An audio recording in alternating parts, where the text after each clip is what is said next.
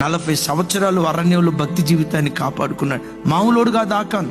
ఇంకొక గడియ గడిస్తే కనానులో అడుగు పెడతాం అనేది ఆకాను పరిస్థితి. ఆఖరి క్షణంలో ఆకాను భక్తి ఆవిరైపోయి ఆఖరి క్షణంలో కనానులో అడుగు పెట్టలేకపోయాడండి.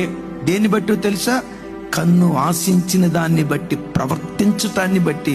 చూడండి, 40 సంవత్సరాలు భక్తి జీవితాన్ని కాపాడుకొని అరణ్యంలో లక్షల మంది ఆకులు రాలిపోయినట్లుగా రాలిపోతే అన్ని సంవత్సరాలు భక్తిగా కాపాడుకున్న ఆకాను కనానులో అడుగు పెట్టబోయే ఆఖరి క్షణాలలో చూసి ఆశించి దాచుకొని కప్పెట్టాడు.